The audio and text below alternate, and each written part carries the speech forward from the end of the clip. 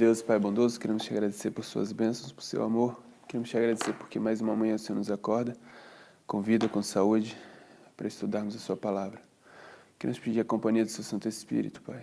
Que luz seja derramada aqui e que possamos regozijar ao aprendermos um pouco mais da nossa história. Isso te pedimos, te agradecemos em nome, por amor de Jesus Cristo. Amém.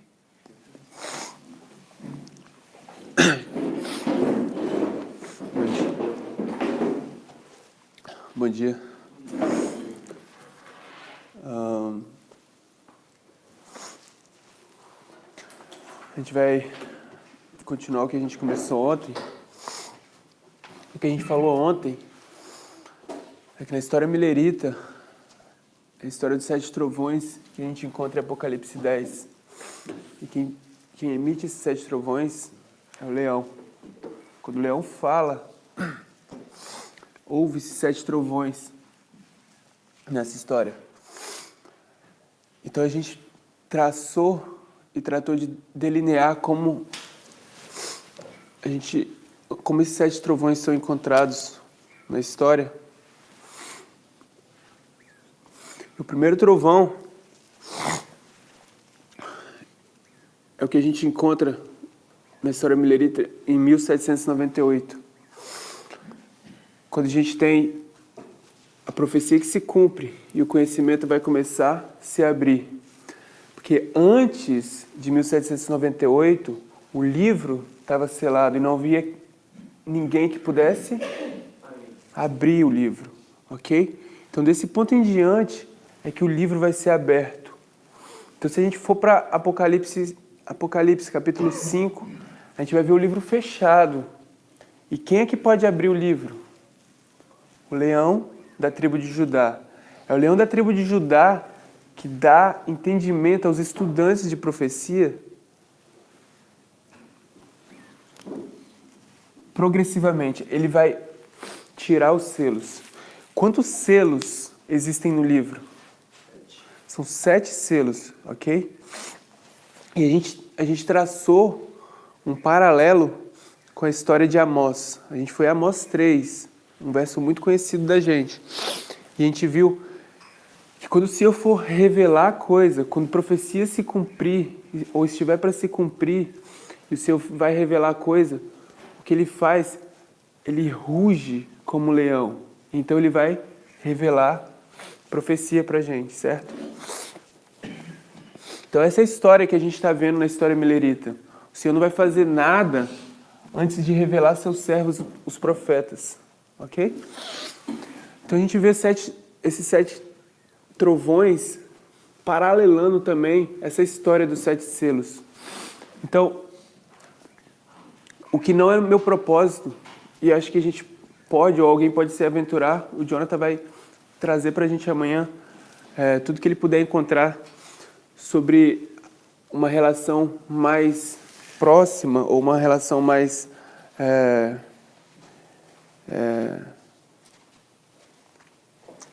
como seria? Uma relação mais íntima entre os dois símbolos, trovões e os selos. No nosso propósito hoje. Então a gente encontra nessa história o primeiro trovão no tempo do fim. Então a gente vê uma relação entre os eventos que vão se seguindo. Cada um é dependente do outro, ok? No penúltimo sábado, a gente viu... qual história a gente viu aqui? A gente viu a história de Enoque, Matusalém e Noé.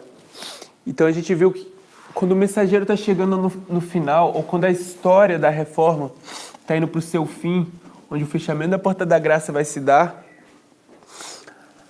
a mensagem aqui no fim, ela é toda baseada no mensageiro que veio antes, que nesse caso era Enoque. Então eles olhavam para Enoque. Eu estou fora do vídeo? Obrigado.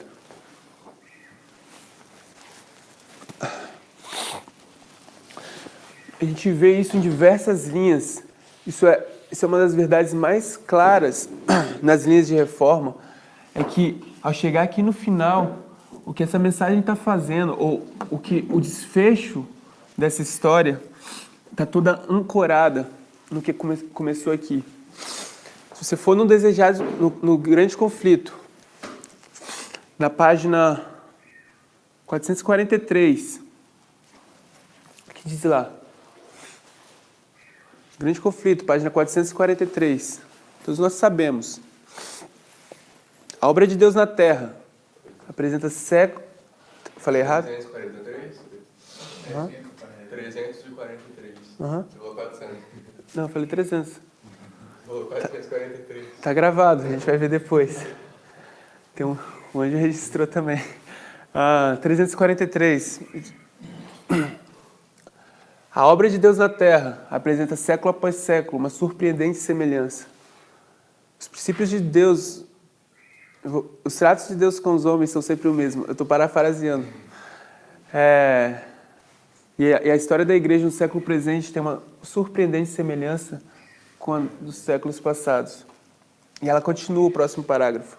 Ela vai falar que não existe verdade mais claramente apresentada nas Escrituras na qual Deus usa seus servos, instrumentos humanos, ok? E foi isso que a gente passou estudando em alguns dias que a gente esteve aqui tratando um pouco do julgamento investigativo, juízo investigativo dos vivos, e a gente tentou entrar um pouquinho no assunto da apostasia ômega, que eu não sei se talvez a gente consiga inserir mais sobre a apostasia ômega nos nossos estudos. Mas não existe verdade mais claramente apresentada nas Escrituras na qual Deus escolhe o mensageiro, ok? Essa é a verdade mais claramente apresentada. E quando essa mensagem vai continuar, quando isso vai passar de um mensageiro para um movimento, toda essa história aqui, ela é amparada ou concluída, ela é baseada nessa história. A gente trouxe mais coisas para os nossos estudos. O que a gente falou é que nessa história vai ter um conflito, ou seja, vai ter um debate, vai ter uma discussão entre dois mensageiros, o verdadeiro e o falso. A gente usou a história de Elias para mostrar isso, e mostrou que tinha uma terceira classe que estava observando aquele debate. E o que a gente não quer ser é aquela terceira classe. A classe que a gente vai ser representado por Elias nessa história, ok? Que Elias aqui é representado pelo movimento. Então, tem um grupo olhando para uma discussão entre o quê? Entre dois pensamentos. Entre a mensagem verdadeira e o erro que está sendo ensinado. Logo aqui, antes do meio-dia, certo? Antes do meio-dia, está acontecendo uma discussão e as pessoas estão olhando para isso. E a gente vai precisar saber identificar quem é, porque a gente não quer ficar em dúvida. Porque qual a pergunta que Elias faz? Até quando cocheareis? Cochear é pular daqui para lá, como se você fosse um manco. Até quando você vai ficar pulando entre esse pensamento e aquele pensamento?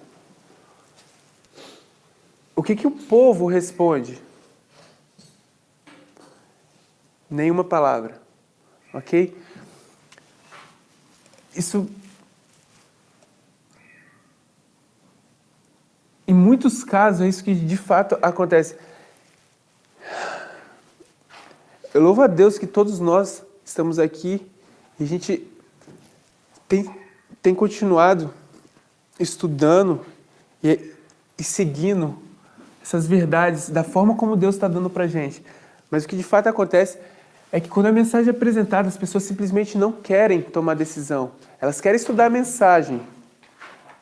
Elas querem ver a mensagem, mas elas não querem dizer se vai ficar aqui ou se vai ficar aqui.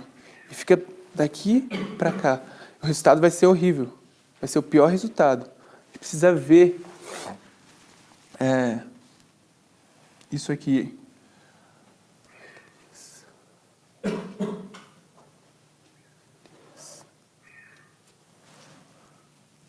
Vamos voltar para o estudo.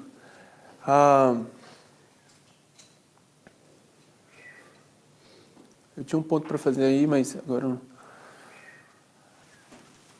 Então, a gente tem esse primeiro trovão, e a gente marca no tempo do fim. Então, a gente tem as regras, e para a gente as regras é o fundamento do fundamento. Porque esse diagrama foi construído em cima de regras. A gente consegue ver isso? Esse é o fundamento do fundamento, ok? Então, isso a gente vai marcar como segundo trovão. A gente fez isso ontem. A mensagem é formalizada e a gente então tem o terceiro, nosso número 3, o terceiro trovão. Então o que eu fiz ontem com vocês foi pegar 1840 e 19 de abril na história milerita, colocar tudo no mesmo ponto e colocar isso como sendo representado pelo quarto trovão. E vocês entendem a razão por que eu fiz isso. Porque quando a gente for fazer a aplicação na nossa linha, essas duas datas, elas vêm para o mesmo ponto, ok? Então, na história milerita, a gente chega à meia-noite.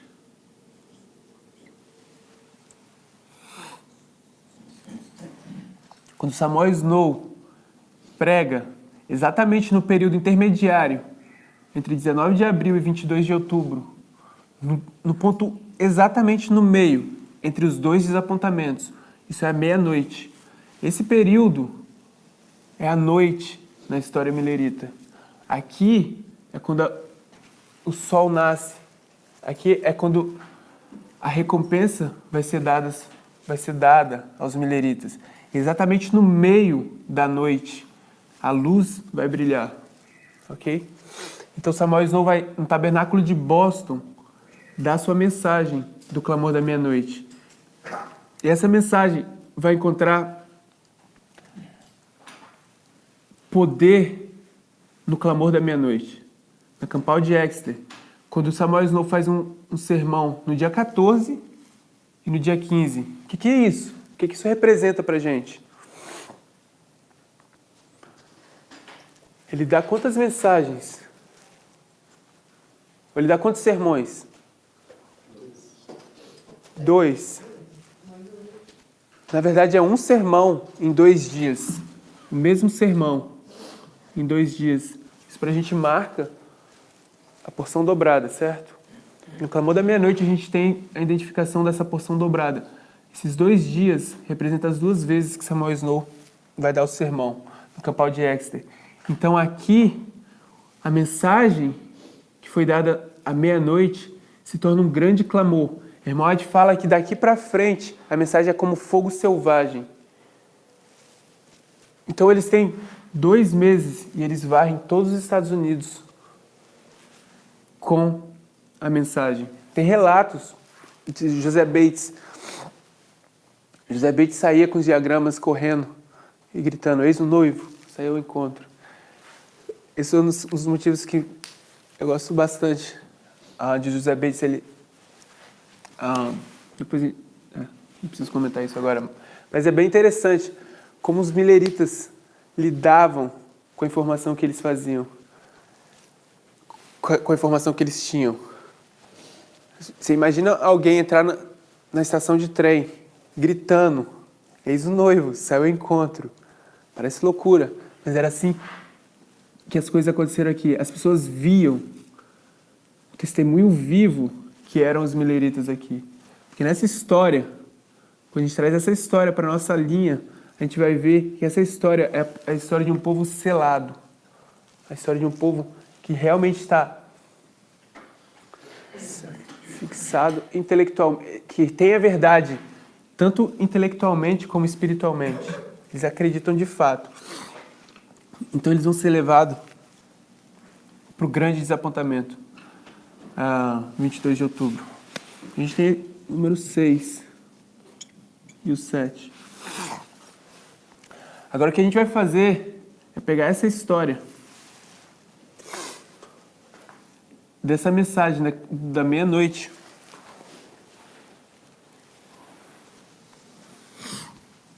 e mostrar como Deus repete o mesmo padrão de abrir essas mensagens através dos 7 trovões. Então Samuel Snow vai trazer essa mensagem, uma mensagem que estava selada. Então ele vai abrir e clarificar o que estava acontecendo aqui. E a propósito, eu quero colocar uma estrutura para a gente.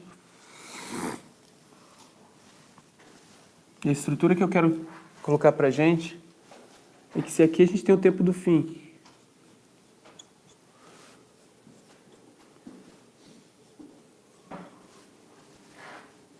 quando o Miller começa a estudar,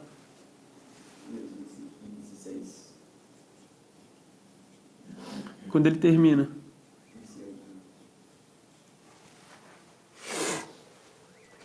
e quando o Miller termina, o que ele vai dizer desses 2 anos? Ele diz: eu estudei esses 2 anos e no fim eu concluí que depois de 25 anos era quando ele ia esperar o aparecimento do Senhor. Ok? Então, quando a gente chega nesse marco profético, que pra gente é extremamente importante, porque a gente chama isso de fundamento do fundamento. Ok? São as regras. E nesses 2 anos ele desenvolve quanto do seu estudo? Todo. Todo o seu estudo já está pronto aqui. Ele já chegou à conclusão. Ok? Ele já chegou à conclusão do seu estudo e ele sabe que em 1843 o Senhor iria retornar. A gente não está falando agora do erro que tem nesse diagrama, mas essa é já a estrutura completa. Toda a verdade já foi desenvolvida aqui. Então, o que acontece nesses 25 anos? A mesma verdade que conta essa história dos 25 anos até o final, o fechamento da porta da graça, essa mesma verdade vai passar por um processo de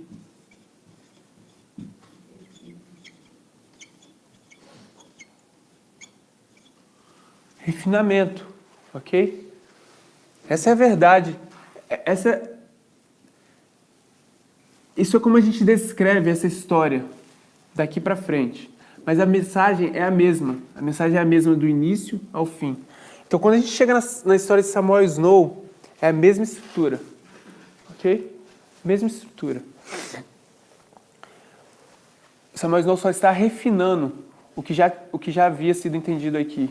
Ele não está mudando a mensagem e não está negando essa mensagem. Então, a gente tem o tempo do fim na história de Samuel Snow.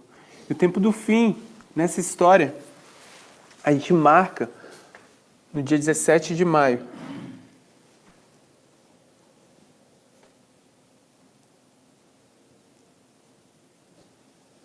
O que aconteceu nesse dia, 17 de maio?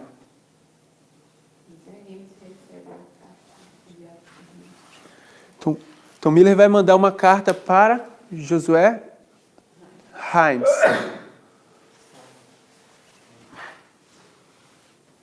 O que tem nessa carta para a gente identificar isso como o tempo do fim?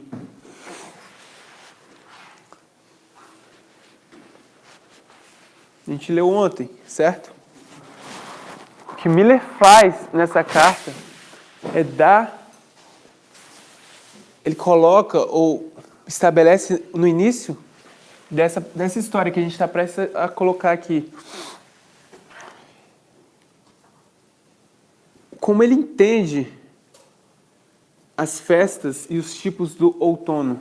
Miller diz na carta que porque o Cristo, na sua primeira vinda, cumpriu as festas da primavera, na sua segunda vinda, ele deveria vir para cumprir as festas do outono. Então, quando Miller faz isso, essa é a base, esse é o entendimento que vai permitir Samuel Snow desenvolver ou refinar essa mensagem, ok? Essa mensagem que foi dada que já estava pronta bem aqui atrás, 25 anos antes. Então esse é o tempo do fim. Na história milerita. Ok? Qual é o próximo passo que a gente vai ver aqui? Porque esse é o primeiro trovão. Qual é o próximo? O segundo. Ok? Depois do 1, 2.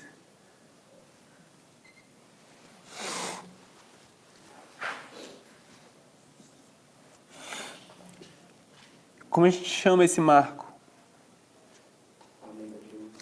Então a gente tem o aumento de conhecimento de Snow nessa história, no marco 2.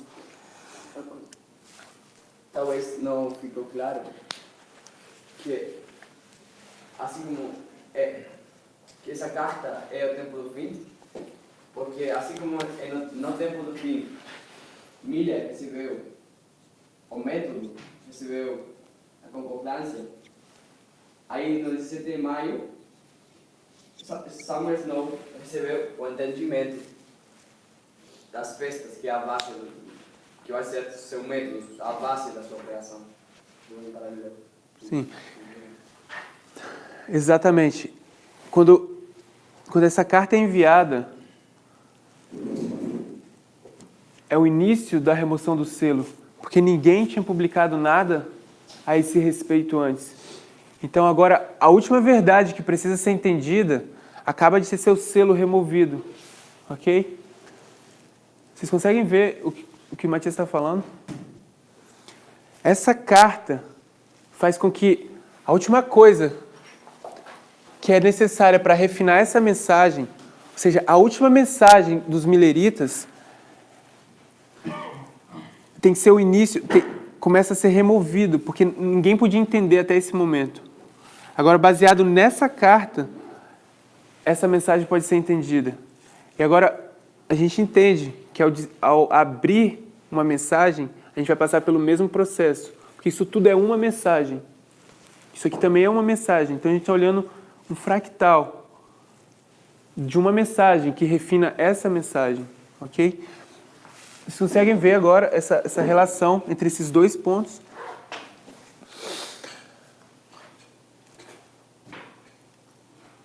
O aumento do conhecimento. Vocês podem abrir já o documento de vocês na página 77,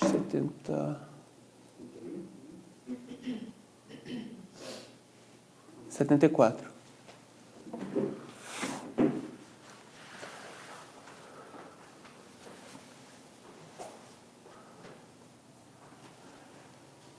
Então a gente chega nessa história, a gente tem um aumento do conhecimento. A gente marca isso no dia 16 de fevereiro.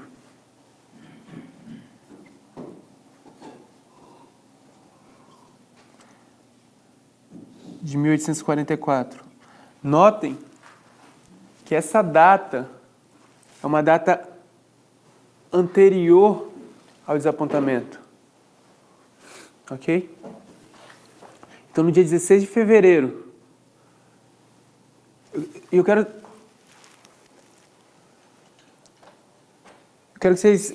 falar uma coisa antes da gente entrar aqui, que para mim é relevante.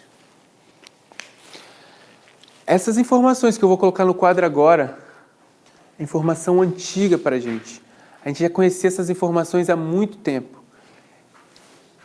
Praticamente, um dos primeiros vídeos que eu vi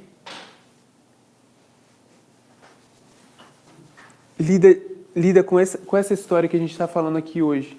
A gente já tinha essa informação e a gente já tinha lido aquele livro. Alguns de vocês conhecem, tem um livro lá na biblioteca, tem umas duas cópias dele lá na biblioteca. O livro do Gerhard Dempsted. É um livro azul, Foundations on Seventh-day Adventist Mission and Message. A gente usa esse livro extensivamente. Não sei quando vocês estavam na escola, no Arkansas, se vocês receberam esse livro para estudar. Vocês provavelmente estudaram outra coisa. Mas esse é um livro que a gente extensivamente usa e a gente extensivamente cita. E as informações que a gente está usando hoje já estavam nesse livro. E a gente a gente conhece muito bem aquele livro. E a gente ainda não tinha visto a importância dessas coisas. Mas tudo isso você encontra no livro que a gente usa desde muito tempo.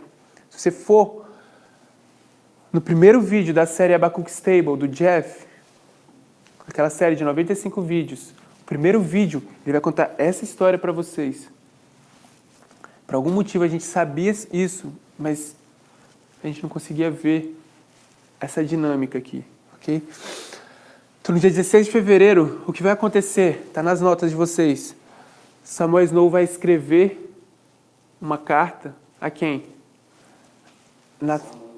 Nathaniel Sutter, ok? Então, a gente tem uma carta. Isso é marcado pelo aumento de conhecimento. Carta.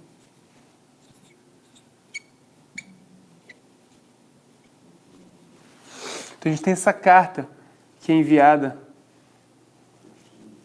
a Sutter. Então a gente vai ler alguns trechos dessa carta e a gente vai ver que o aumento de conhecimento de Snow é baseado nos 6.000 anos, dos 2.520.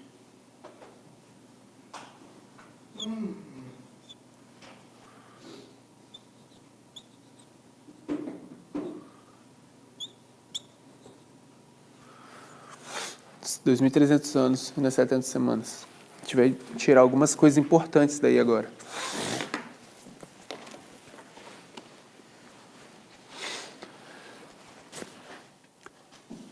Quem está com o microfone? Você pode ler? Você está com o documento aberto? A gente está na página 74.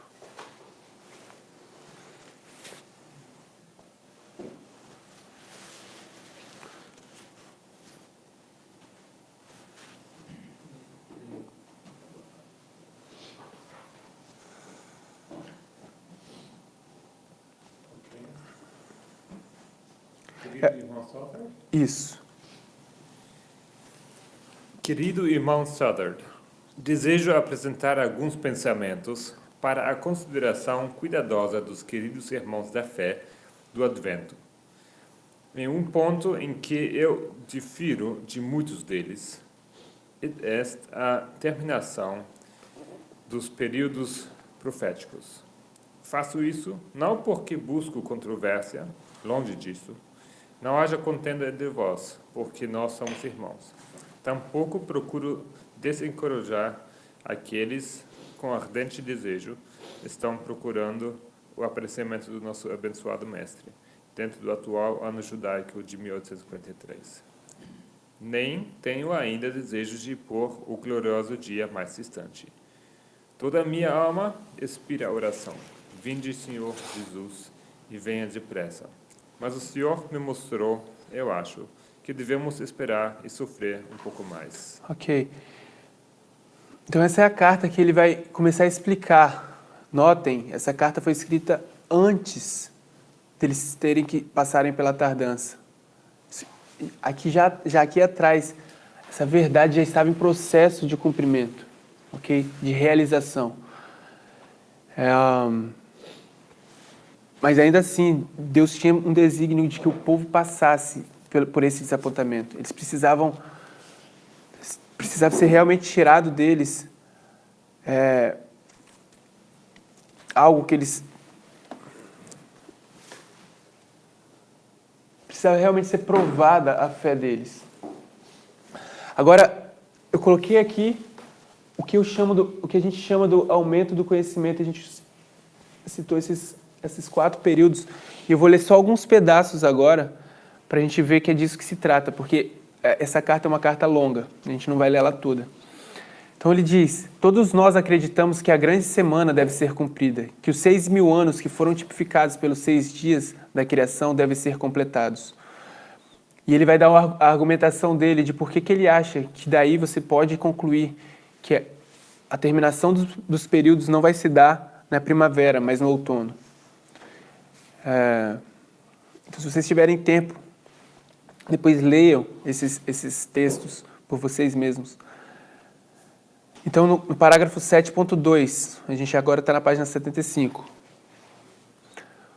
Os 7 tempos de Moisés, em Levíticos 26, totalizam 2.520 anos completos. Eles começaram com o rompimento do poder de Judá no cativeiro de Manassés, 667 a.C. Esse é o tempo que sempre foi dado como data, o seu começo. Ele vai agora também demonstrar o porquê que ele acha que esse período também vai terminar no outono. Mas ele usa os 7 tempos, os 2.520, para colocar sua lógica.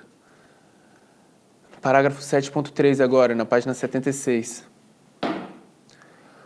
Os 2.300 dias de Daniel 8 começaram com as 70 semanas, em 457.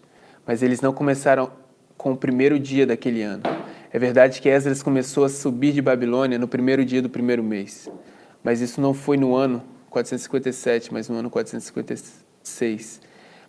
A gente vai saltar agora esse parágrafo para a seguinte página. E a gente vai tomar da primeira sentença da próxima página. Parece, portanto, que o decreto a partir do qual as 70 semanas e os 2.300 dias devem ser datados, devem ter sido emitido pelo rei pouco tempo antes do 10º mês do ano judeu, 457 a.C.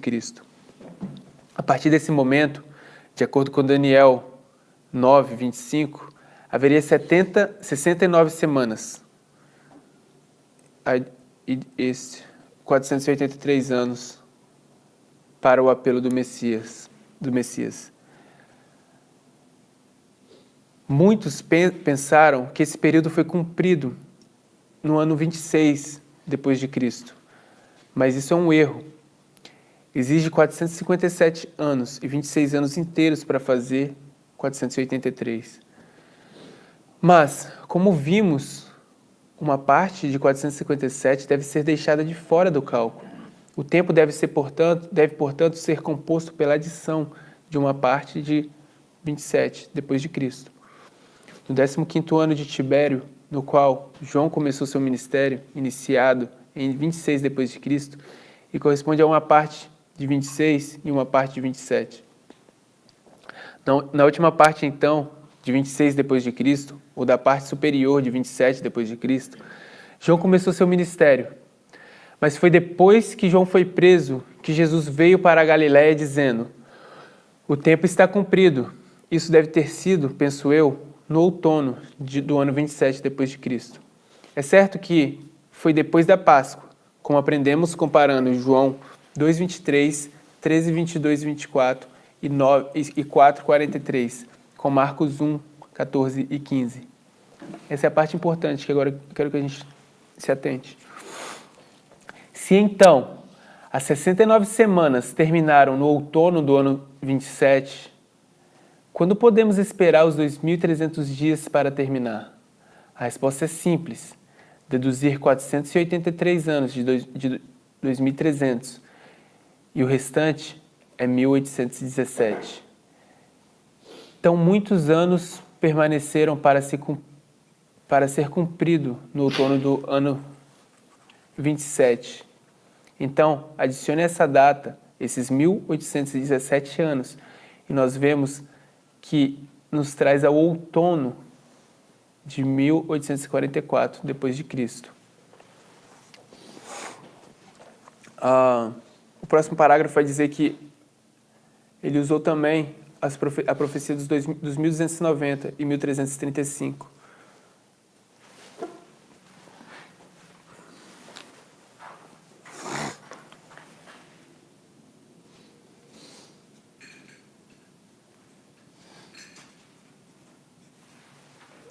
Para as suas conclusões.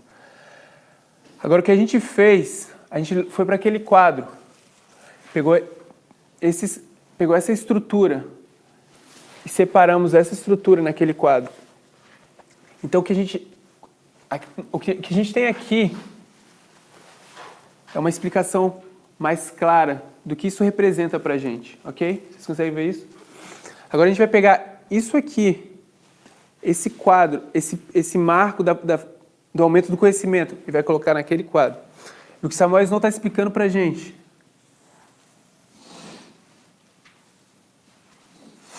é que ele estudou essas profecias.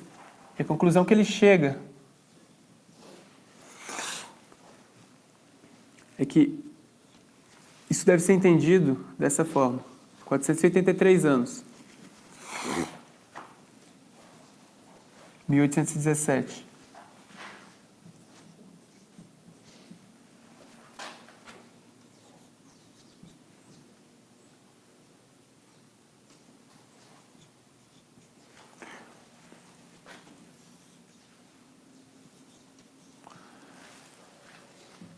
Então, o que ele apresenta aqui atrás, no aumento do conhecimento, ele coloca toda a sua lógica nesse período profético de 69 semanas. Então, ele faz seu argumento em cima do ano 27, no outono, baseado em Daniel 9. Então, a estrutura que ele nos dá é essa estrutura de que daqui para frente você tem 1817 anos até a conclusão do período. Então, a conclusão de Samuel Snow é baseada somente nesses 3 marcos proféticos. 457, 27 e 1844. Ele divide dessa forma. Ok? A gente consegue ver isso?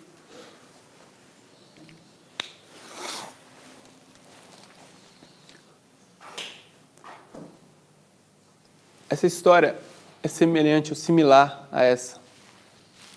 A gente está pegando essas duas histórias e comparando. Formalização da mensagem. A formalização da mensagem. Como a gente define a formalização da mensagem, na verdade? Essa é a minha pergunta, é uma pergunta agora. O que é formalização da mensagem?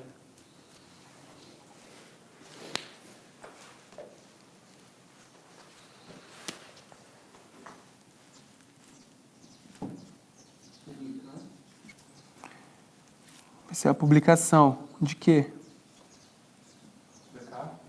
A carta, essa carta, a mesma carta que foi escrita aqui, agora vai ser publicada.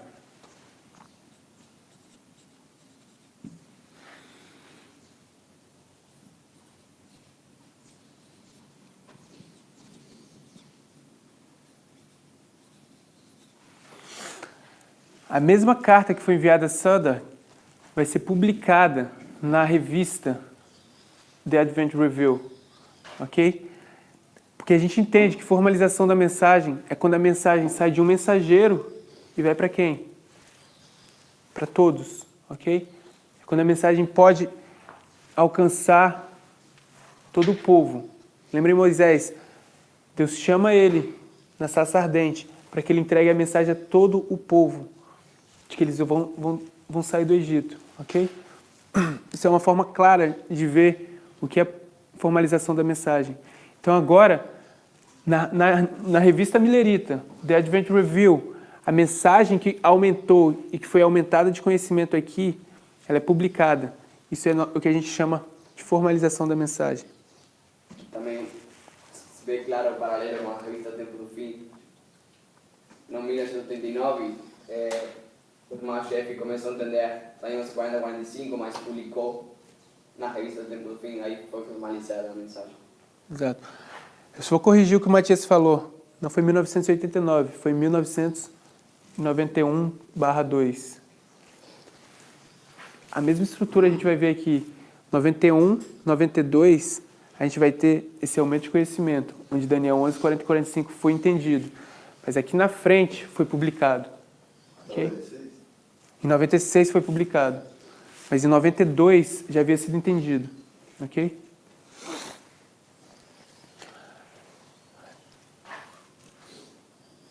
Eu vou adicionar alguns pensamentos sobre esse marco profético. Talvez eles nos ajudem nos nossos estudos pessoais. Talvez não, mas eu acho que são significantes. no texto que a gente tem, que vocês têm aí, esse marco é o número 3. Vou colocar o 2 aqui. Então vocês vão encontrar a formalização da mensagem com o número 3. Vocês não vão encontrar a carta nisso, porque a carta, no documento que vocês têm, já está toda citada nos textos que a gente acabou de ler. Então o que acontece aqui, no texto de vocês, é só os parágrafos seguintes dessa carta. Então vai ser mostrado que essa carta vai ter alguns comentários dela. E quem comenta essas cartas são os editores da revista. E um dos comentários que você vai encontrar lá é um aviso. E o aviso é: nós estamos publicando a carta a pedido do nosso irmão, mas nós não concordamos com ela. Então os mileritas vão ser desapontados.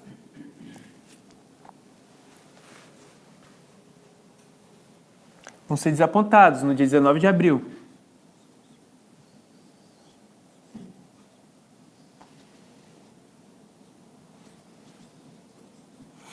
De 1844.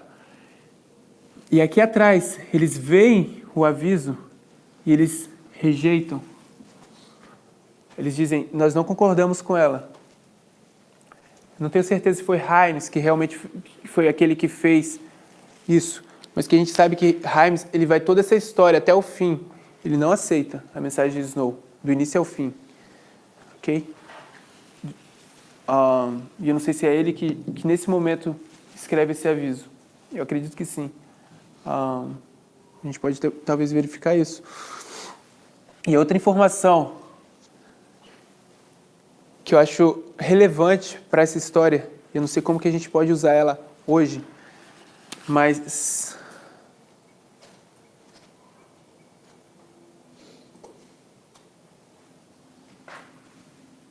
ok.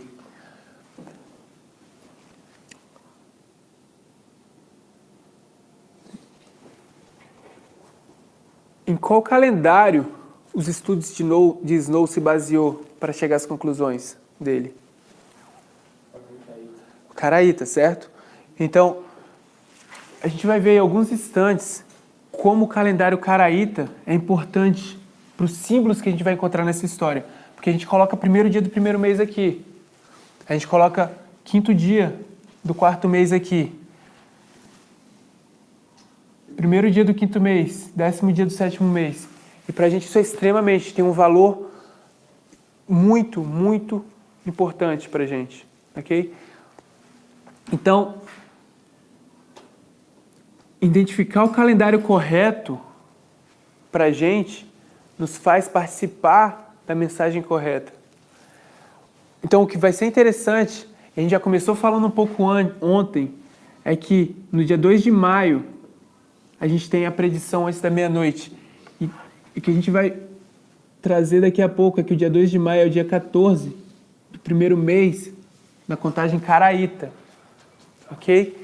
E essa data para a gente tem uma importância muito grande, porque isso é o quê? Representa o quê? Páscoa. Ok? Páscoa para a gente tem uma sobrecarga de informação. Agora anotem. Por que eu acho que essa data pode ou não ter algo interessante para a gente? Porque nessa data, tem algumas pessoas que já rejeitam e colocam um aviso bem grande na publicação. Nós não concordamos. Existe uma rejeição dessa mensagem aqui atrás.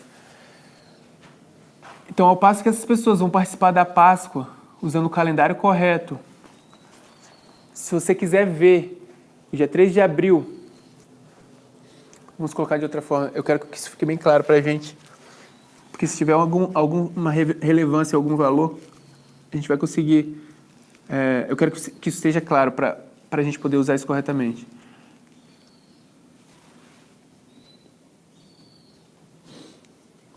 Calendário Caraíta. E qual é outro calendário? Judeu. Qual é outro calendário judeu?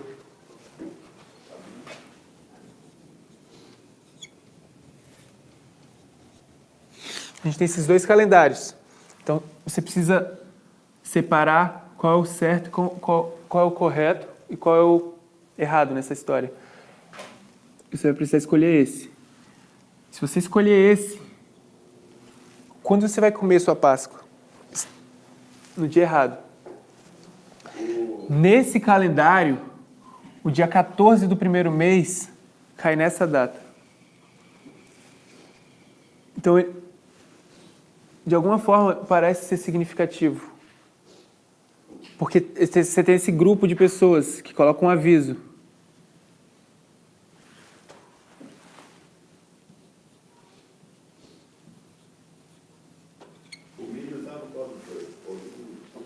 Miller usava o rabínico. Então, o que vai acontecer é que o dia 3 de abril é o dia 14 do primeiro mês, quando você usa o calendário incorreto. Ok? Então, pode ter alguma relevância que eu ainda não... Talvez a relevância é de que nessa história que a gente está vivendo agora, as pessoas não conseguem já identificar a metodologia correta e agora estão usando uma metodologia que é quase a correta, porque também elas estão usando os tipos, ok? Vocês conseguem ver que você pode usar os tipos e todos os símbolos. Quais são os símbolos que a gente usa hoje, quando a gente está estudando profecia? 120, 70. A gente tem todos esses símbolos que a gente usa, mas a gente usa esse calendário. E quando a gente usa o calendário correto, a gente vai participar da festa, da festividade, no tempo correto. Agora, você pode usar os mesmos símbolos, pegar cada símbolo e colocar na linha profética. Mas se você estiver usando o calendário errado, você vai ser o quê? Da classe que coloca esse aviso, advertindo um povo da mensagem que Deus está tentando abrir, tentando falar, essa mensagem que está sendo aberta agora está errada, ok? Você vai estar comemorando a festa no dia errado. Isso vai te levar à perdição nesse momento. Então, talvez essa seja a aplicação mais relevante que a gente tem para esse momento. Mas, de fato, a gente precisa estudar isso, ok? Miller, então, não estava entre as estudantes de Samuel quando ele traz essa... Porque usando o rabínico, ele não chegou nessa data. Não, Miller foi desapontado. Miller foi desapontado no dia 21 de março. Ele não esperava aqui a vinda de Cristo, ele esperava a vinda de Cristo aqui atrás. Aí, daí pra frente, ele, quando veio que Samuel não traz essa discussão pro dia de... Então, tá, eu vou dar um pouquinho do transfundo dessa história. Quando Samuel não começa a apresentar, e Miller começa a se dar conta de que ele está apresentando isso, ele começa a trocar algumas cartas com Himes. Ele começa a argumentar e contar para Himes a razão, porque ele não entendia, ele não conseguia entender o que Samuel Snow estava falando. Ele realmente não entendeu o que Samuel Snow estava trazendo. Ele não rejeitou Samuel Snow, em momento nenhum. Ele não entendeu. Ele mostrava para Himes as razões dele. E Himes era um que estava influenciando Miller a realmente ignorar a mensagem de Snow. Himes e Miller eram extremamente amigos, eles eram muito próximos. Então, Miller foi toda essa história aqui até 2 semanas antes, se eu não me engano, ou 1 semana antes do dia 22 de outubro, quando Miller finalmente publica uma carta, ou envia uma carta, não lembro para quem, ou se ele publica em algum lugar, que ele finalmente entendeu o raciocínio de Snow. Ele fala assim, agora sim eu concordo com o que o Snow fala. Então, ele não rejeitou a mensagem de Snow em nenhum momento.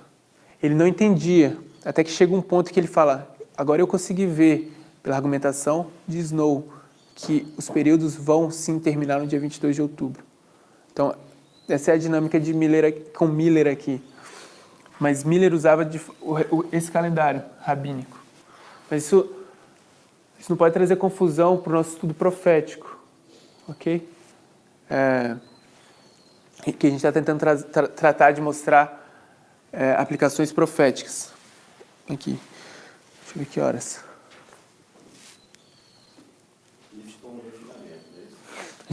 Essa mensagem está sendo refinada ainda. E notem, Samuel Snow ainda não falou o dia. Ele falou que vai ser no outono, mas ele ainda não falou o dia. E nós estamos no processo de refinamento também. Exato, é esse o ponto que a gente está tentando fazer. Que a mensagem que foi dada pelo mensageiro desse tempo, aqui atrás, agora está sendo refinada. Não está sendo mudada, está sendo simplesmente refinada. Porque o erro tem que estar sendo o quê agora? Removido. Então a gente está na história onde o erro é removido. Mas o erro era como o Senhor queria que fosse. Aquele fundamento, aqui atrás, era como Deus queria que fosse. Ok?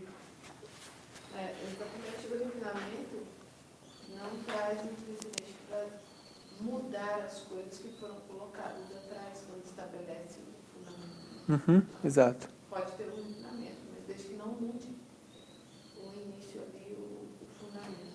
Exato. Amém. Você ia comentar? Não, porque nesse processo de refinamento, tem que deixar claro no movimento atual o que está sendo mudado, então, o que já foi falado já. Sim, a gente começou falando disso ontem. Entendimento na revista O Tempo do Fim. Isso é um grande assunto. Se você for nas redes sociais, você vai ver que isso está acontecendo. Grande discussão sobre esse assunto. A gente não vai tentar tratar disso agora, mas de fato, o assunto volta bem aqui. O assunto é sobre o que acontece nessa história e como isso vai ser refinado. A gente está na história do 7º selo. Tudo que a gente ainda não tinha visto em Daniel 11, 40 e 45 está sendo aberto agora. Ok? Eu quero terminar pelo menos essa linha de Samuel Snow hoje. Para amanhã a gente colocar a nossa linha, a nossa história nisso.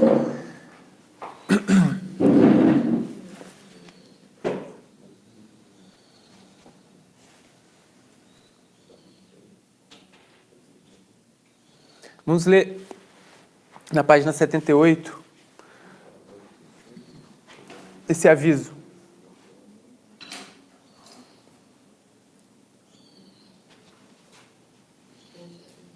Perguntou 8.1.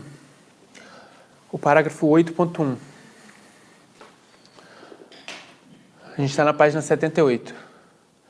O seguinte artigo publicado previamente no Midnight Cry, escrito pelo irmão Snow, nós agora publicamos. É o que eu acabei de contar para vocês aqui. E agora eles vão colocar o aviso. Não podemos encontrar nenhum período para a terminação dos tempos proféticos, mas o ano judeu de 1843, contando a partir das datas em que os melhores cronologistas colocaram seu começo. Então eles dão as razões para eles continuarem com a visão antiga deles. E aí vamos para o 8.2. Nosso irmão, falando de Snow, cometeu um erro de 1 ano em sua referência ao Dr. Hales e pode ter sido enganado pelo diagrama do irmão Hales publicado no Watchman's Last Cry, no qual o mesmo erro foi cometido. Além disso, os 1335 dias não foram mostrados para começar depois do ano 508. Portanto, não podemos encontrar nenhum tempo além do ano judeu de 1843. E se há algum tempo além disso, só podemos esperar pela visão um pouco tempo. Essa cronologia pode variar do tempo indicado. Enquanto nós, portanto, while we therefore inserimos o artigo, estamos em desacordo com as conclusões do nosso irmão. Então notem que eu coloquei aqui esse aviso, para que essa mensagem não seja ouvida. De alguma forma, isso parece ser bastante relevante quando a gente está tratando das atividades em volta dessa história.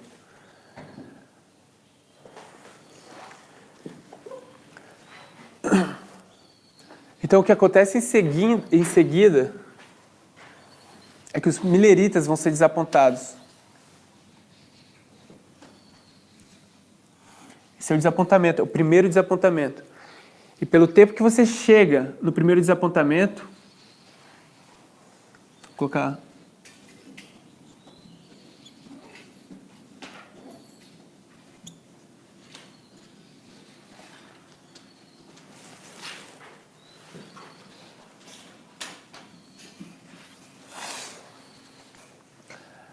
O fanatismo começa a aparecer no movimento. Então aqui é a história onde você vai ter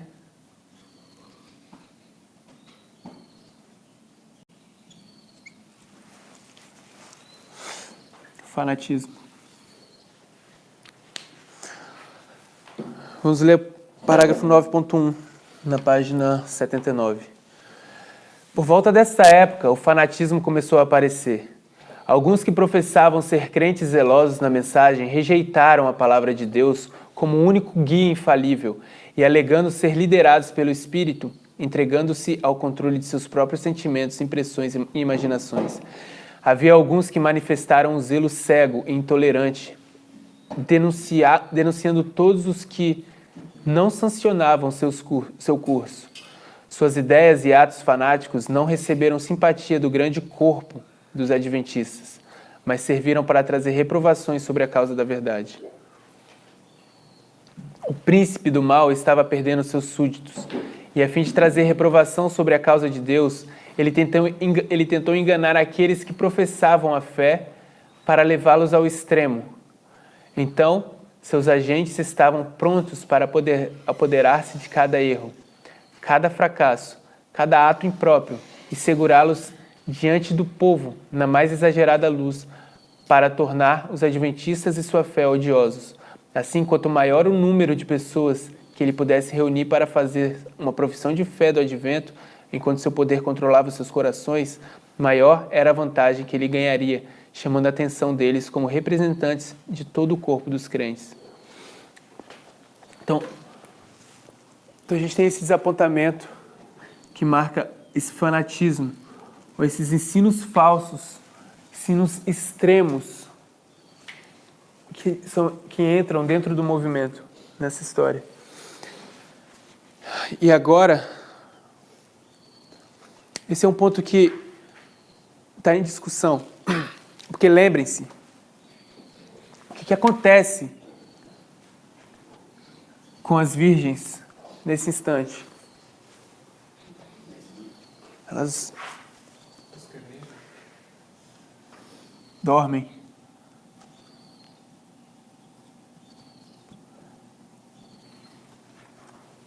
E sono, para a gente, é a morte, certo? Porque a gente entende a doutrina dos mortos, ok? A gente tem essa doutrina, um firme pilar da nossa fé, doutrina dos mortos. Então, quando você dorme espiritualmente, ou quando você está morto espiritualmente, você está dormindo, certo?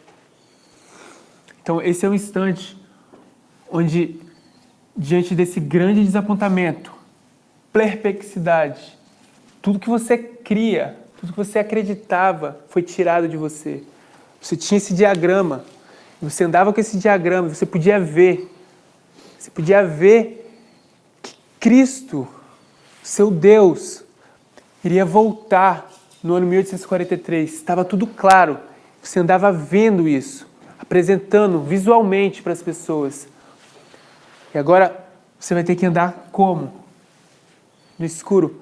Tem um texto, eu não lembro agora, talvez alguém pode me ajudar, que Paulo fala que nós não andamos mais por ver, mas e agora... talvez seja bom a gente achar esse texto. Eu vou... Só me dê um segundo e eu vou achar o texto.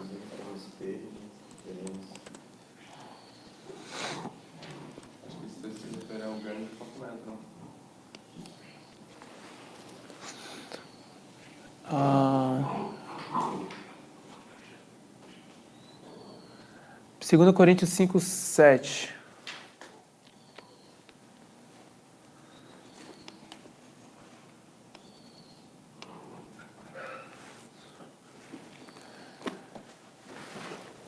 Essa é a justificação pela fé que ele vai falar agora.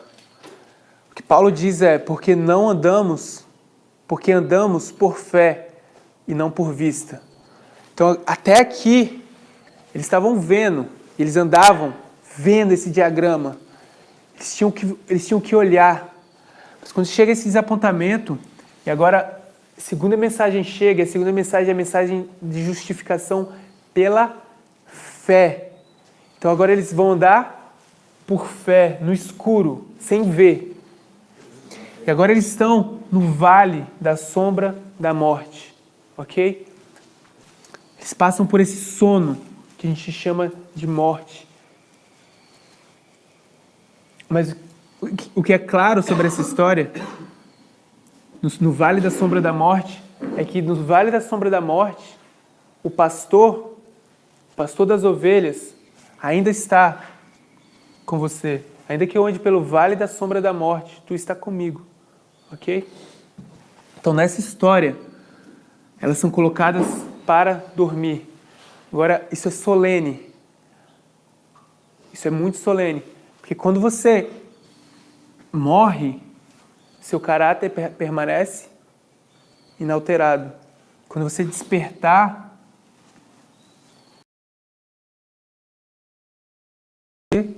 morreu. Existem alguns níveis para a gente olhar para isso. E eu quero tentar tratar do nível mais profético. Não sei se eu vou conseguir, mas é algo que a gente precisa fazer, tentar tratar do nível profético disso. Mas eu quero trazer agora o nível individual. A gente precisa morrer todos os dias, ok? E nosso caráter precisa estar fixado, o nosso caráter precisa ser consertado. Nós precisamos da justiça perfeita de Cristo hoje. Porque a gente vai ser colocado de fato, profeticamente, para dormir. E é antes da meia-noite quando isso acontece. E talvez,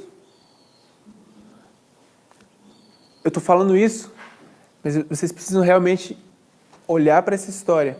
Porque pode ser que isso aqui, diante de tudo isso que está acontecendo, a gente ainda não sabe identificar se é de fato aqui, ou se vai ter alguma coisa aqui para frente, nesses marcos, que marque de fato o sono.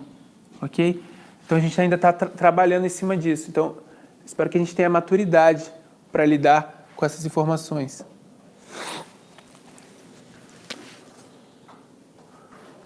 Qual o próximo trovão?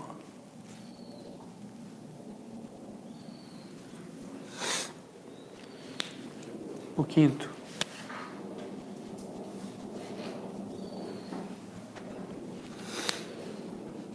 Meia-noite.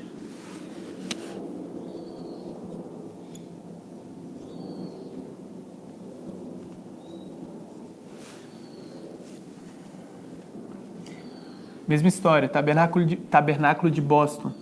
Samuel Snow vai pregar exatamente à meia-noite. Ele vai dar um aviso para as virgens, ok? E elas que foram para dormir aqui vão acordar, ok? À meia-noite você vai ouvir um clamor. Então, o clamor da meia-noite é o sexto trovão. Dia 15 de agosto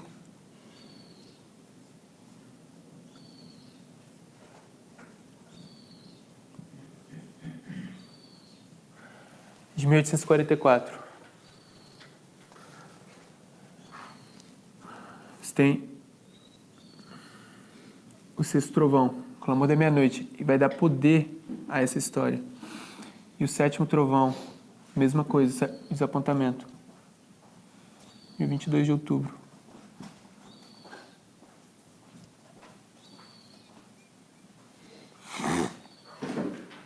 Mas agora o que é importante pra gente é que quando a gente olha para a história milerita, a gente começa a identificar essas datas e os cumprimentos tipológicos dessas datas. E como a gente faz isso?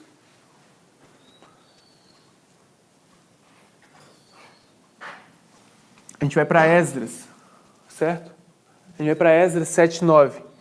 Quando a gente vai para Esdras 7:9, a gente identifica que a história de Esdras tem um cumprimento perfeito nessa história. Um paralelo perfeito, provando como Deus é um Deus íntimo da gente. Então, o que a gente vai trazer para essa história são os paralelos do primeiro dia do primeiro mês, do primeiro dia do quinto mês, do 10º dia do 7º mês. A gente vai para Ezequiel 1 e traz o 5º dia do 4º mês. Ok? E tudo isso a gente faz usando, e a gente mostra como essas coisas encaixam em cada uma dessas histórias. Tudo isso a gente faz usando metodologia, o método. O nosso método é o que a gente chama de regras. Aqui atrás, a gente recebeu essas regras. Então, agora a gente vai usar o método. Quando a gente começa a usar o método, esse método, quero uma data, um ano.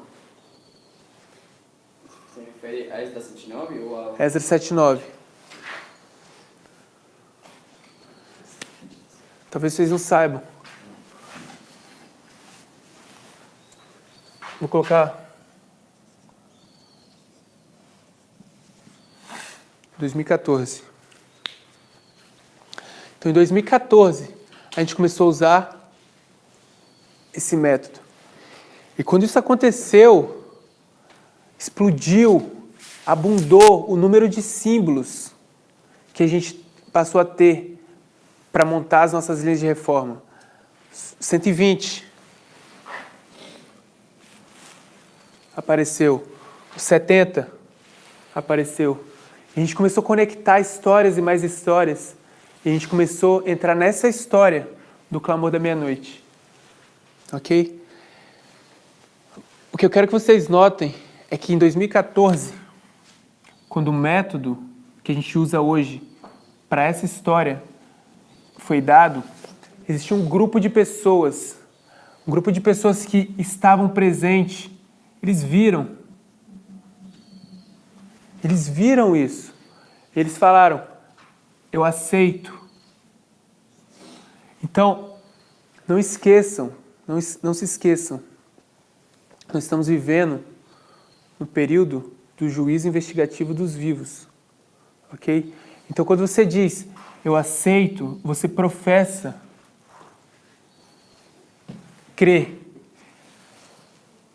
E lembre-se, quem é que Deus julga? Aqueles que professam crer. Certo? Quem que está sendo julgado hoje? Todos os que professam cristianismo. Certo? Não é essa a dinâmica do julgamento? Quando você professa, uma vez que você professa, seu nome entra no livro. Então, existem essas pessoas aqui, elas olharam, viram esse método e falaram assim: eu creio. Mas agora, a gente encontrou outro marco profético, baseado no mesmo método. A gente achou a carta que Samuel Snow... Isso é uma carta? Isso foi uma carta? Dá um minuto.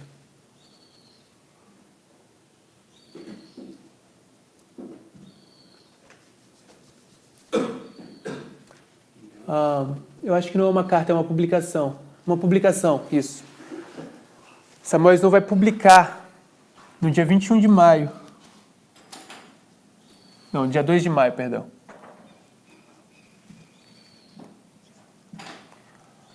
Ele vai publicar antes da meia-noite o entendimento que ele tem sobre o encerramento dos períodos, ok? Então, é aqui antes da meia-noite.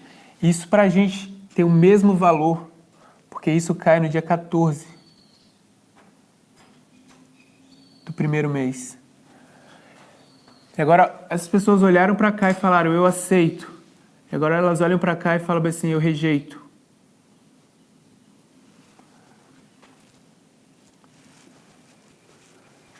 Antes da meia-noite deve haver uma predição. A predição de Snow é feita antes da meia-noite. Tudo bem? A gente consegue ver isso? Isso é extremamente significativo, porque no dia 14 do primeiro mês, a gente vai para a história de Cristo. E o que a gente vai ver na história de Cristo no dia 14 do primeiro mês? A Páscoa. Mas o que eu quero realmente trazer é que no dia 14 do primeiro mês, antes da meia-noite, a gente tem o quê? Uma predição. Ok? Então, Cristo faz uma predição. E quando chegar a meia-noite, essa predição vai acontecer. Mas na predição, Judas, ao ouvir a predição, ele levanta da mesa, e a gente estabeleceu que a mesa são esses diagramas. Quando eu falar mesa para vocês, a gente já pode ver claramente que a mesa se trata desses diagramas, ok? Fundamento. Então, você tem os 12 na mesa e Judas se levanta. Nesse exato momento, ele ultrapassou os limites da graça. Um demônio possuiu. Ele passa a ser controlado por Satanás mesmo, ok? Então, a gente está agora no dia 22 de maio, no dia 2 de maio, dia 14 do primeiro mês, e é feita uma predição. Cristo está tentando dar para os seus discípulos o seu sangue e sua carne.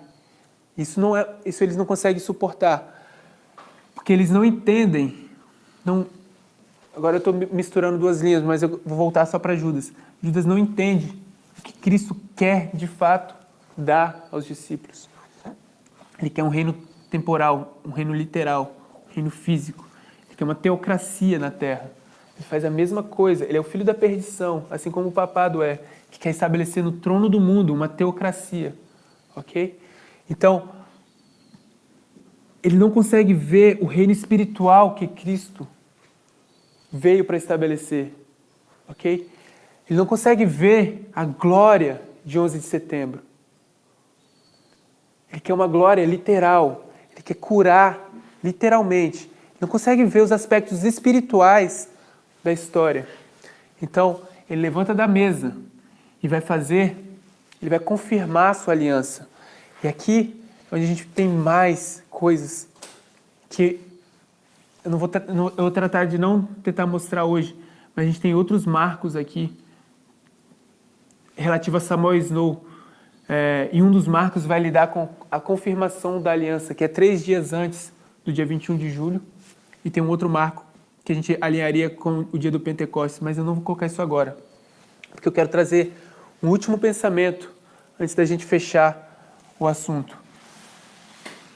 Do dia 2 de maio ao dia 21 de julho, se a gente contar o número de dias literais que existem aqui, a gente tem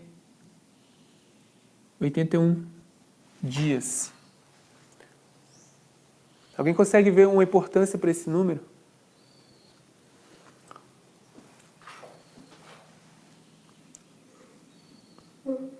Daniel 11, verso 12, eu acho. Batalha de Ráfia. Você tem o rei do sul.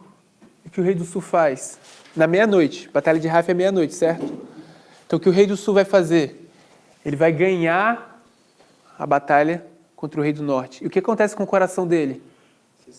Ele vai exaltar seu coração. E quando ele exalta o coração, o que ele vai fazer? Oferecer sacrifícios por todos os lugares que ele conquistou. E quando ele chega em Jerusalém, o que ele vai fazer? Vai entrar no templo. Ele vai tentar entrar no lugar santíssimo. Ok? Isso é meia-noite. Agora a gente vai para a Bíblia, em 2 Crônicas 26. Eu não quero abrir agora, porque eu tenho 4 minutos. Em 2 Crônicas 26, para a gente identificar a mesma história. E a gente tem a história de um rei lá. Qual é o rei? Se eu não me engano, é Azarias. Se alguém abriu e puder ver... Uzias? O 26, verso 16. 16. Mas havendo-se já fortificado, exaltou o seu coração. Aí fala de Uzias também. Porém, o sacerdote Azarias... Ah, o sacerdote. Lê o verso 16 e 17, então, pra gente. Mas havendo-se já fortificado, exaltou-se o seu coração até se corrompeu, e transgrediu contra o Senhor seu Deus, porque entrou no templo do Senhor para queimar incenso no altar do incenso. Porém, o sacerdote Azarias entrou após ele, e com ele 80 sacerdotes do Senhor, homens valentes. Então, o que a gente tem aqui, nessa história desse rei que tenta entrar no templo, a gente tem os sacerdotes tentando impedir, a gente tem 80 sacerdotes mais o sumo sacerdote. Então, o símbolo 81 nos leva a essa história da meia-noite. Ok? Então, não é por acaso que a gente tem esses números, ou esses dias aqui, desse ponto da predição antes da meia-noite até a meia-noite. Porque esse número nos leva de fato até a meia-noite. É um número importante para a gente. Agora, você também poderia olhar isso como 2 meses e 20 dias. 81 dias nessa história são 2 meses e 20 dias. Então, o que a gente tem aqui é o número 220. Lembrem, João 2:20, Cristo fala, eu vou restaurar o templo em 3 dias. Eu vou destruir e restaurar o templo. O número 220, há muito tempo, desde 2005, nesse movimento, é usado como um símbolo de restauração. E a gente sabe que nesse momento a gente tem uma restauração acontecendo da igreja, ok? A igreja vai ser apresentada ao mundo como uma igreja triunfante, a igreja restaurada. Então, dia 2 de maio, dia 14 do primeiro mês, é baseado na mesma metodologia que a gente usou para entender essa história. Havia pessoas que professaram crer na metodologia. E hoje a mesma metodologia, não mudou nada, a mesma metodologia é apresentada. E elas rejeitam, elas se rebelaram. Elas se rebelaram contra aquilo que elas professaram crer em algum momento. Ok? Existe alguma dúvida, alguma pergunta sobre o que a gente acabou de estudar?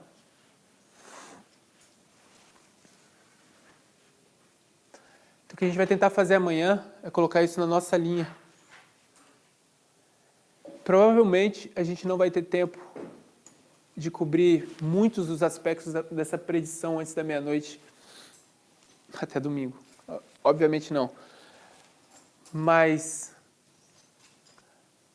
o que pode ser feito quando vocês estiverem usando esses textos, vocês podem estudar por vocês mesmos, tentando encontrar mais uma base. Vai ter os estudos chamados os rumores do Oriente e os rumores do Norte. Então, quando vocês forem olhar e estudar os rumores do Oriente, vocês vão entrar na história dos 7 imperadores romanos na história de Cristo, começando de Júlio César, na verdade, indo até... esqueci o nome do último. Você tem essa história dos 7 trovões também, na história desses 7 reis. E vocês sempre vão encontrar entre o 4º e o 5º uma predição antes do 5º. Aí vocês também vão poder ir na história dos reis persas, os 7 reis persas. Vocês vão encontrar também Zorobabel e Ageu fazendo uma predição. Zorobabel faz uma predição do norte, são rumores do norte. E Ageu vai fazer uma predição do leste. Eu acho que é essa a ideia. Então, essa predição antes da meia-noite é o que a gente vai mais para frente concluir que são os rumores do Oriente e do Norte. Ok? Então vocês vão poder continuar o estudo de vocês se nós não tivermos tempo de olhar para esses outros paralelos dos 7 trovões em várias de suas facetas e ver que existe de fato entre esse ponto e esse ponto uma predição antes. Ok? Então, o que cada vez mais tem se tornado firme para a gente é esse marco. E o que tem se tornado muito firme para a gente também, junto a esse marco, é que nesse momento é onde, de fato, o joio é separado. O joio é separado aqui. A nossa graça não fecha aqui na meia-noite, mas antes. E só um pensamento, porque no livro parágrafo de Jesus, graça de Cristo, a graça de Cristo é o caráter. Então, quando ela fala isso, e a gente imagina que a nossa porta da graça se fecha antes da meia-noite ali, a gente imagina, então, sendo o caráter de Cristo, a graça dele, o nosso caráter deve estar preparado ali. Ok. Porque quando a gente acorda na meia-noite, que é falado, eis, aí vem o esposo, o nosso caráter já vai acordar, a gente já vai acordar com esse caráter, então, que é o que a gente adormeceu. O que a Cris está falando é da parábola do mendigo Lázaro e do rico. Ok? Então existe um momento onde eles vão o quê? Eles vão morrer, vão dormir. Quando eles estão dormindo, existe essa tentativa do rico de resolver os problemas que ele não fez em vida, antes de dormir. O que ele não tem é a graça de Cristo. Não tem graça quando você está dormindo mais. Então, a Cris está citando esse capítulo do Parábola de Jesus, capítulo 21, página 140, por aí.